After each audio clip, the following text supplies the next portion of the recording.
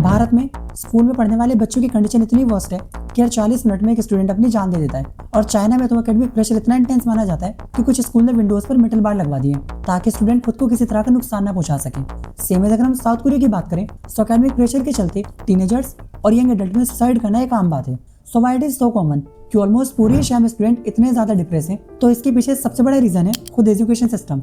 आप ये वीडियो देखो, ये वीडियो चाइना की है जिसमें एक छोटी सी बच्ची रोते हुए अपने पेरेंट्स से ये रिक्वेस्ट कर रही है कि उसे पढ़ाई के अलावा थोड़ा टाइम खेलने के लिए भी मिले।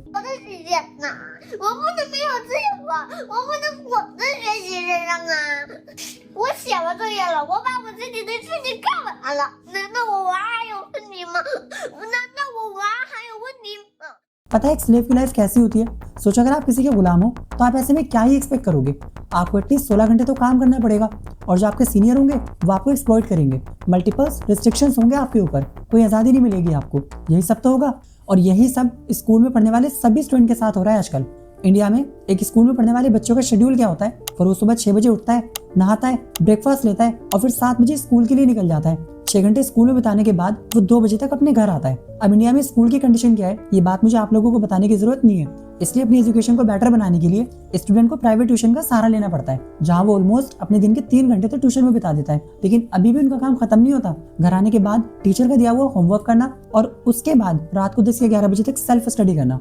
इतना सब करने के बाद हार्डली उन्हें सिर्फ 4 या 5 घंटे ही सोने के लिए मिलते हैं और अगले दिन उन्हें फिर से ये सब रिपीट करना होता है। लेकिन वो इतनी मेहनतें करते क्यों हैं? ऑब्वियसली बात है, अगर वो स्कूल के अंदर मेहनत नहीं करेंगे तो अच्छे कॉलेज में एडमिशन नहीं मिलेगा और अगर किसी अच्छे कॉलेज में एडमिशन नहीं ले पाए तो अच्छी जॉब नहीं मिलेगी और फिर उन्हें पूरी जिंदगी स्ट्रगल करना पड़ेगा। और ये सिस्टम सिर्फ इंडिया में नहीं बल्कि पूरे एशिया में स्टूडेंट का 16-16 घंटे पढ़ाई करना बहुत आम है। स्कूल में जब कभी भी एग्जाम का रिजल्ट अनाउंस किया जाता है तो सभी स्टूडेंट के मार्क्स को ओपनली पूरी क्लास में सभी के सामने बता दिया जाता है। अब जिन स्टूडेंट एग्जाम में टॉप किया होता है वो तो खुद पे प्राउड फील करते हैं, लेकिन वो स्टूडेंट जिनके मार्क्स कम रह जाते हैं वो खुद को लेकर बहुत शेम फील करते हैं। उन्हें पूरे स्कूल में अदर स्टूडेंट के द्वारा हैरेस किया जाता है, जिसके चलते फिर वही स्टूडेंट डिप्रेशन में चला जाता है। इसके अलावा फिजिकल एक्सप्लॉयटेशन भी एक ऐसा रीजन है जो स्टूडेंट को सुसाइड करने पर मजबूर करता है। जितने भी लोग इस वीडियो को देख रहे हैं उनमें से कुछ तो अभी भी स्कूल में होंगे और कुछ अभी अपना स्कूल खत्म करके कॉलेज या फिर किसी भी कॉर्पोरेट में जॉब कर रहे होंगे। तो आप सभी को पता ही होगा कि अगर टीचर आपको होमवर्क दे और वो होमवर्क आप टाइम पर टीचर को सबमिट ना कराओ तो टीचर इसके लिए आपको पूरी क्लास के सामने थप्पड़ मार देता है। सुनने में थोड़ा वियर्ड लग सकता है बट ये सब इंडिया में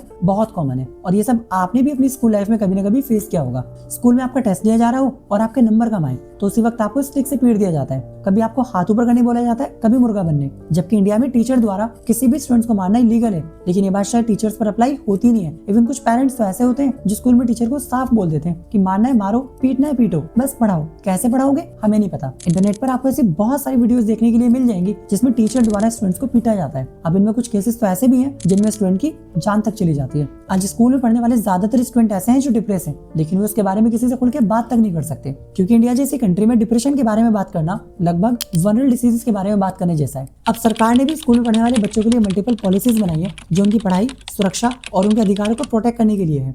बच्चों को स्कूल खत्म होने के बाद जो बच्चों को होमवर्क दिया जाता है सरकार ने उसे लिमिटेड कर दिया है। लाइक छोटे बच्चों को स्कूल द्वारा कोई होमवर्क नहीं दिया जाना चाहिए। अपर क्लासेस के बच्चों में भी एक एप्रोप्रिएट होमवर्क देने की सलाह दी गई है ताकि स्टूडेंट को खेलने के लिए भी थोड़ा टाइम मिल सके। HRD मिनिस्टर 2018 गाइडलाइंस के हिसाब से स्कूल बैग के वेट को क्लासेस के हिसाब से लिमिटेड कर दिया गया है, जिसका मेन पर्पस फिजिकल स्ट्रेन और हेल्थ प्रॉब्लम को प्रिवेंट करना है। लेकिन इन सभी रूल्स का इम्प्लीमेंटेशन कितना वीक है ये हम सभी को पता है। स्कूल एजुकेशन के बाद अगर कॉलेज में एडमिशन लेना हो तो एंट्रेंस एग्जाम देना पड़ता है, जिसमें मार्क्स ही डिसाइड करते हैं कि किसी स्टूडेंट को कॉलेज में एडमिशन मिलेगा या नहीं। ये नहीं होना चाहिए। मतलब किसी भी कॉलेज में एडमिशन लेने का जो मॉडल है ना वो हॉलिस्टिक होना चाहिए। हॉलिस्टिक एडमिशन मॉडल जो कि डेवलप कंट्री में काफी ज्यादा यूज होता है, जिसका मतलब ये होता है कि कॉलेज किसी भी स्टूडेंट को मार्क्स या फिर किसी भी एंट्रेंस एग्जाम के बेसिस पे जज नहीं करता, बल्कि उसकी ओवरऑल पर्सनैलिटी और एबिलिटी को देखता है। सिंपल सी बात है, एजुकेशन नॉलेज के बेसिस पर बस हमें ये पता चलता है कि कोई भी स्टूडेंट किसी भी चीज को कितनी देर तक याद रख सकता है, बल्कि उसके अंदर क्या क्वालिटी है हमें इसके बारे में कुछ पता ही नहीं चल पाता। जबकि हॉलिस्टिक मॉडल में मल्टीपल फैक्टर को कंसीडर किया जाता है, जैसे बच्चों का एकेडमिक रिकॉर्ड क्या है,